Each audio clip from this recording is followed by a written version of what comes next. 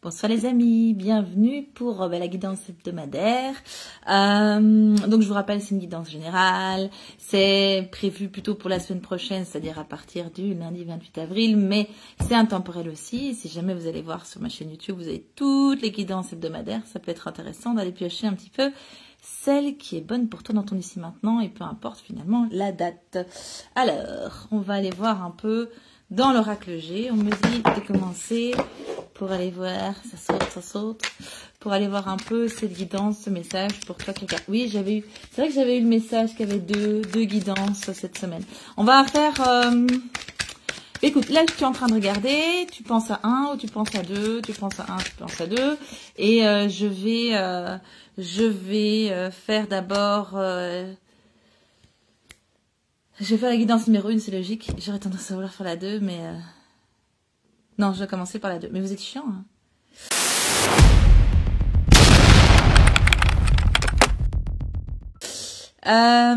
Ok, bon, on commence par la 2. Très bien. Ok. Ici, c'est le soleil, lune. Conscient, inconscient, pardon, part de lumière. Qu'est-ce qu'il y a à savoir par rapport à ça? Oui. Une forme de stagnation. Je sais pas, il y a pas de message, il n'y a pas de truc qui circule comme ça, il n'y a pas de... Qu'est-ce qui est bloqué dans l'inconscient? Oui. La fin de quelque chose. Peut-être une fin que vous n'arrivez pas à mettre en place. Je rappelle, c'est pour ceux qui ont choisi le numéro 2. Hein. Ne vous trompez pas, c'est bizarre, mais c'est comme ça, c'est la vie. On n'est pas obligé de faire les choses toujours dans l'ordre chronologique. Ça peut être dans l'ordre tenté chronologique ou... Oui, je vais aller voir quand même le message pour celui-là. À quoi ça correspond, parce que j'ai l'impression qu'il y a un truc qui me manque. Mort, décès, enterrement. Ouais, il y a quelque chose qui est bloqué. Peut-être que c'est un décès. Une mort physique, la mort de... Alors, la mort de quelqu'un ou la mort d'un animal, ou voilà, il y a quelque chose qui est bloqué. Qu'est-ce qui est bloqué? Pourquoi est-ce que c'est bloqué? Attends, je vais aller voir le premier quand même aussi.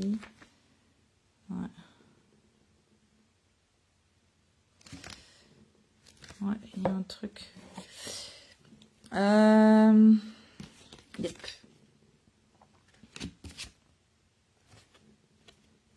Homme, pas homme.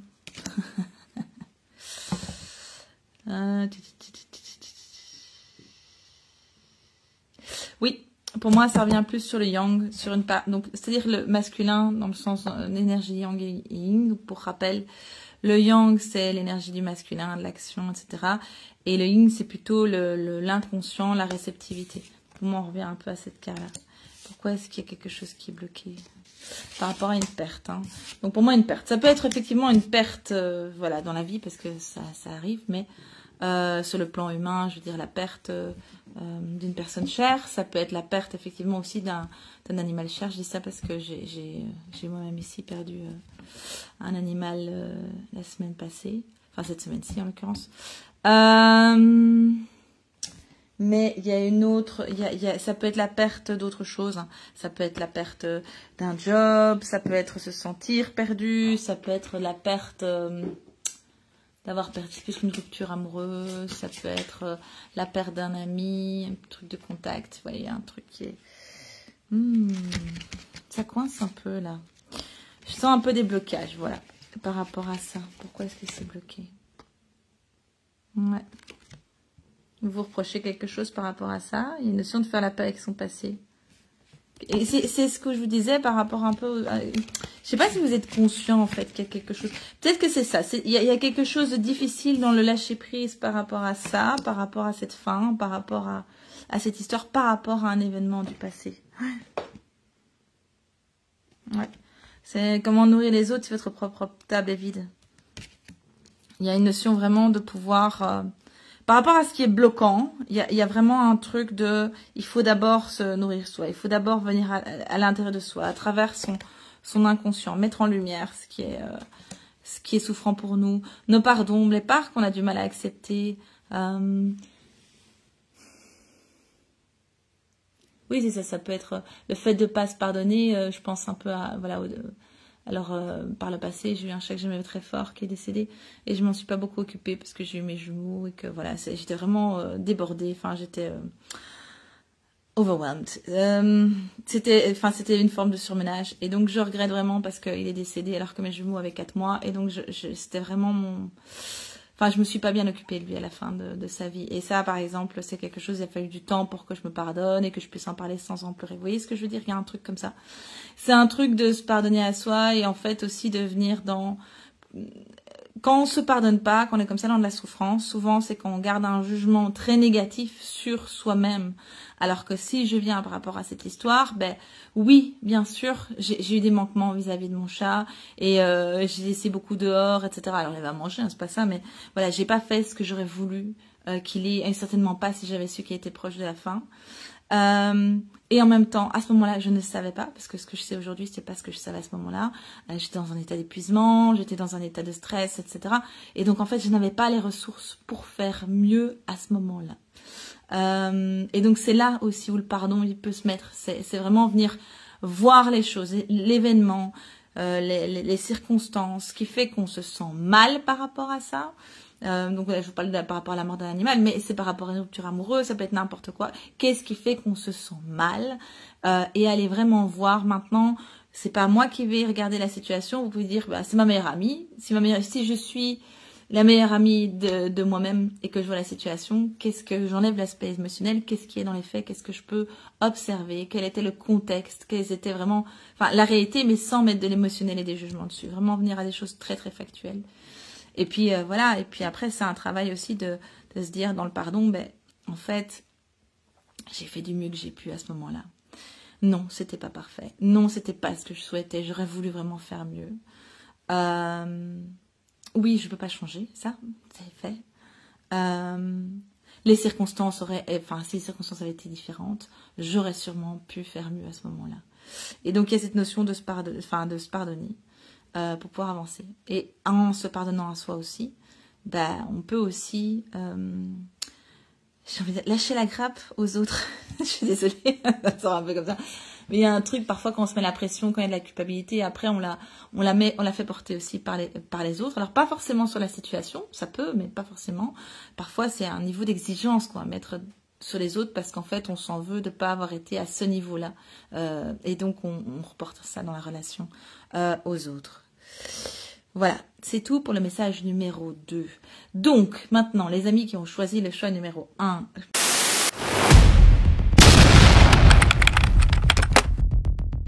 Hop là, ça saute. On est toujours sur l'oracle de la magie intérieure. Il y a la première, c'est celle-là, oui. Laissez le hasard jouer un rôle créatif dans votre vie. Vous vous sentez perdu, vous avez du brouillard dans l'esprit. Où est-ce que je vais? Qu'est-ce qui se passe? Solitude, seul mais pas esselé. Vous avez l'impression peut-être, vous vous sentez peut-être seul dans le brouillard. C'est marrant parce que dans le brouillard, même si vous êtes entouré de plein de monde, vous pouvez avoir l'impression d'être seul. Vous voyez ce que je veux dire? Tchouling. En plus, regardez, on a vraiment le voile comme ça à travers le brouillard. C'est... Ouais. En fait, vous n'avez même pas Dieu pour voir. Et il y a une notion aussi de peut-être revenir à un espace de foi, c'est-à-dire c'est pas parce que je ne vois pas qu'il y a rien, c'est pas parce que je ne sais pas où je vais que je suis pas sur le bon chemin. Tu dis, t'es complètement barge ou quoi? Comment est-ce qu'on peut être sur le bon chemin quand on voit rien? Eh ben si. Pour changer pour évoluer, pour changer de mode de fonctionnement, etc. C'est indispensable à un moment donné d'être dans un contexte différent et d'être dans le brouillard. C'est pas possible autrement. Parce que sinon on continue à fonctionner pareil. Si je vois le chemin, je vais toujours continuer à marcher sur le chemin. Donc c'est vraiment l'idée de quand je suis dans le brouillard, je peux plus voir et donc je dois revenir à l'intérieur, je dois venir dans mes sens, je dois venir sentir comment je suis au niveau de mes pieds, comment est-ce que je me sens et qu'est-ce qui m'attire et depuis un autre espace vu qu'il n'y a pas la vue. Donc on est obligé de faire appel à autre chose. Alors on est quand même dans une société qui utilise énormément tout ce qui est visuel. la preuve nous, en ce moment. Mais donc, revenir à d'autres sens pour trouver le juste chemin, c'est aussi quelque chose qui est intéressant. Je peux vous inviter, ça c'est une expérience qui est super intéressante, et certains qui ont déjà fait des sorties à la rencontre des esprits énergie de la nature avec moi l'ont déjà expérimenté, c'est d'aller en forêt, dans un endroit que vous connaissez pas de préférence, et de marcher en arrière. Et l'idée, c'est de ne pas regarder. Donc, vous ne regardez pas, vous y allez à votre rythme, donc surtout, évidemment, pas trop vite, à l'écoute de vos sensations au niveau du pied, en faisant confiance au processus aussi. Ça veut dire ralentir quand on a besoin de ralentir, ça veut dire accélérer quand on est en confiance, et vous serez surpris de l'agilité que vous allez développer. Et aussi, ça fait pas mal au même endroit au niveau des jambes, si jamais vous faites ça pendant longtemps. C'est assez rigolo. Donc, brouillard. Mais donc, voilà, toi qui regardes, choix numéro 1, tu es dans le brouillard, mais c'est bien. C'est très très bien. Je te félicite. C'est pas confortable. Non, c'est pas confortable. Mais c'est très très bien quand même. Bravo. Qu'est-ce que... Pop, pop, pop, pop. Bah oui, mais qu'est-ce que tu veux me dire? Tu sais pas? Ok, pas grave. J'ai pas compris. L'oracle des licornes. Les brouillards. Il y a des licornes qui peuvent apparaître. C'est un oracle que j'aime vraiment bien. En fait, j'aime bien les illustrations de Paolo Barbieri. Je peux prendre les deux. Ouais. Bah oui. Restez calmes, les amis. Prenez le temps. C'est ça aussi, le brouillard. On est obligé de faire attention. Si on vient à l'écoute de nos sensations au niveau du corps, on est obligé de ralentir. C'est ce que je vais expliquer. C'est un voyage. C'est un cheminement. C'est quand on est dans le brouillard, on est obligé de focus sur ce qui se passe au moment M. Et donc ça, c'est très chouette aussi. On peut pas se projeter dans l'avenir. On n'est pas non plus projeté dans le passé. On n'est pas, voilà, on est dans, ok, je sais pas où je suis.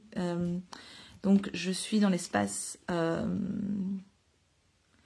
reviens en fait me connecter à mon espace intuitif, ma sagesse intérieure, la connexion à d'autres choses, d'autres capacités. Je vais développer d'autres outils que j'ai à ma disposition au niveau de mes sensations, de mes ressentis, etc.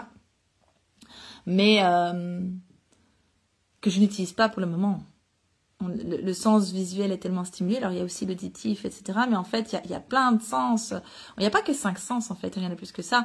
Par exemple, la proprioception, vous sentez quel est votre espace, enfin votre positionnement dans l'espace, même les yeux fermés. Sinon, vous avez un problème, hein, mais ça peut arriver aussi. Mais donc voilà, venir depuis d'autres espaces, développer d'autres sensations, d'autres sensibilités, d'autres outils et pouvoir avancer depuis cet espace-là pour trouver finalement le chemin le plus juste. Et d'abord, c'est à tâtons et puis après, on avance plus vite à certains moments.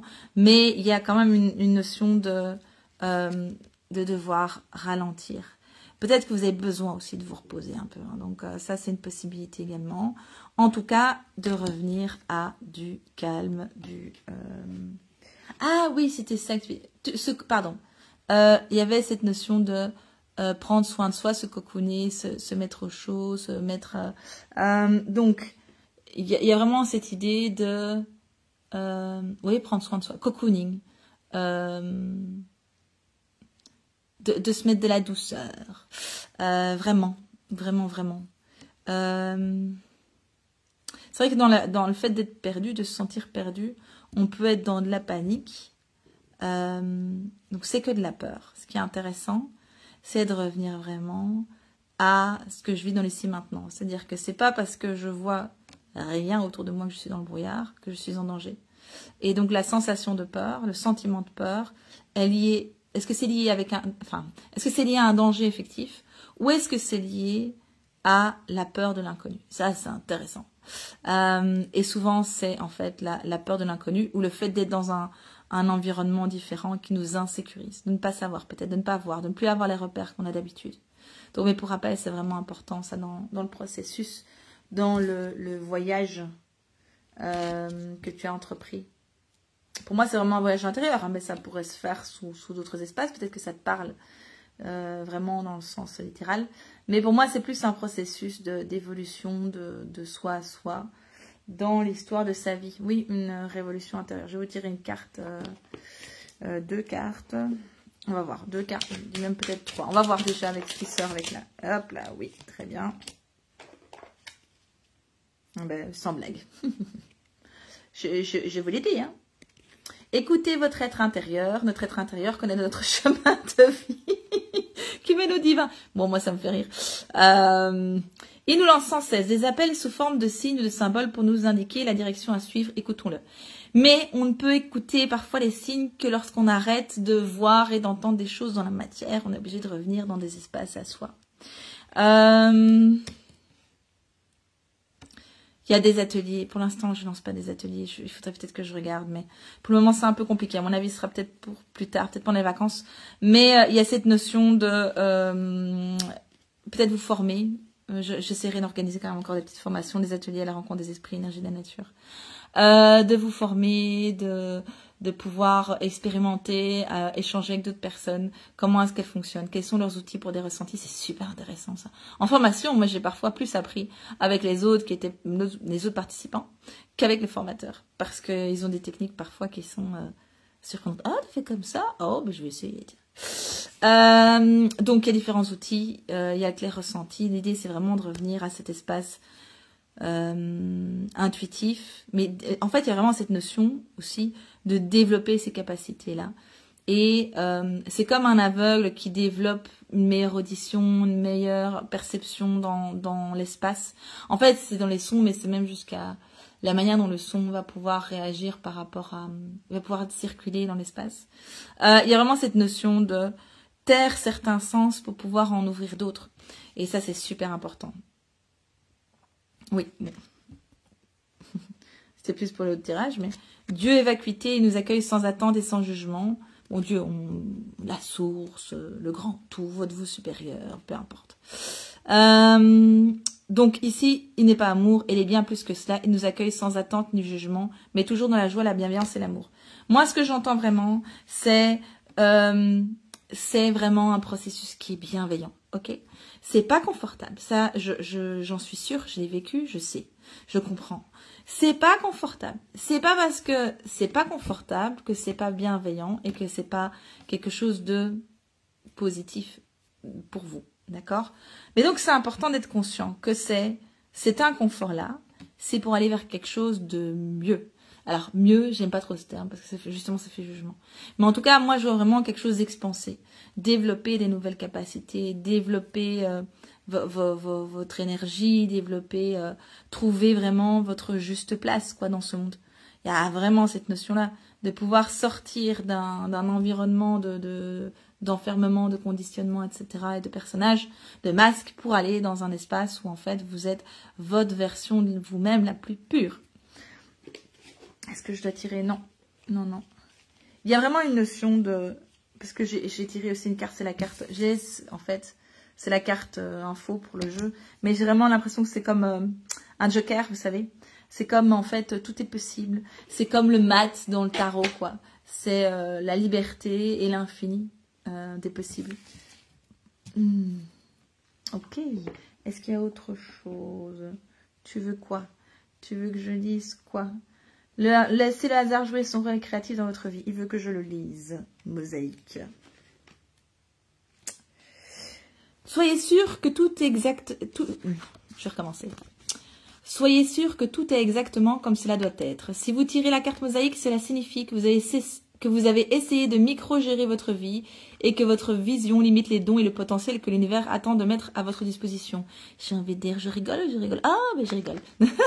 Bon, c'est gai quand ça vient se confirmer comme ça. Il est temps pour vous de dire « je ne sais pas » et de vous libérer des règles et des conditions que vous vous êtes imposées. Là, c'est pas moi qui le dis, c'est la carte. Hein. Enfin, c'est le livre. Et que vous avez imposé aux autres personnes, lieux et choses. Souvenez-vous qu'il n'existe pas de bonne façon d'être ou d'évoluer pour les choses et les événements. Vous devez savoir que vous ne savez pas. Et que c'est une bonne chose, que c'est essentiel pour que le prochain chapitre de votre existence commence. Le hasard et la surprise sont des éléments créatifs essentiels à la mosaïque unique qu'est votre vie. Libérez-vous des stéréotypes et des idées rigides qui dictent votre vie, comment vous devriez vous sentir et ce que les autres, lieux et choses devraient être ou ne pas être. Alors, oui, il y a une notion. Donc, il décrit l'image en disant... que donc le masque ici, le masque, on a parlé du masque, Le masque se brise en 1000 morceaux, tandis qu'elle se libère des schémas traditionnels et de ses anciennes peurs. La couleur mauve indique la sagesse et la paix à l'état pur, illuminant chaque parcelle de son corps. Elle relâche son contrôle sur sa vie et passe ses mains dans des rubans d'énergie qui s'entrelacent autour d'elle. Les morceaux de son masque s'accrochent au tissu et forment un magnifique motif de mosaïque. Cette nouvelle étoffe faite de pur potentiel s'enroule autour de son corps nu et sa vie connaît un nouveau départ. Tout comme cette femme, vous êtes libre de vous débarrasser des peurs qui vous entravent. Laissez votre vie vous surprendre et vous émerveiller et apprécier le formidable potentiel d'un enchaînement d'événements que vous n'auriez jamais pu prévoir ou organiser. Alors, ce qui est important aussi, on parlait du non-jugement, d'accord? Ici, qu'est-ce que ça explique aussi? C'est que le visage se déforme, enfin se casse en plusieurs mosaïques et les mosaïques viennent s'articuler autour du ruban. C'est comme si ces éléments du passé, ces éléments qui faisaient qui vous étiez, en fait, c'est comme des ingrédients que vous allez utiliser d'une autre manière. Vous allez faire une autre recette avec vous. C'est pas quelque chose dont il faut se débarrasser. C'est quelque chose qui vous construit et qui vous est utile dans votre ici maintenant. Bon voilà, j'ai l'impression que j'étudie là. Non, je dois m'arrêter là. Bon allez les amis, je vous souhaite une excellente semaine. J'espère que cette guidance vous a plu et vous a parlé. N'hésitez pas à me dire en commentaire. N'hésitez pas à me contacter si vous avez besoin d'une guidance personnalisée. Et bah oui, passez. Voilà, pour ceux qui sont en Belgique qui me regardent, ce sont les vacances. Donc profitez bien des vacances si vous en prenez. Pour les autres, si vous n'êtes pas en vacances, c'est quand même le printemps, le milieu du printemps, là on se rapproche de l'été, les températures commencent à augmenter, donc profitez bien de ces journées qui sont plus longues et surtout qui sont plus ensoleillées et plus chaudes. À bientôt.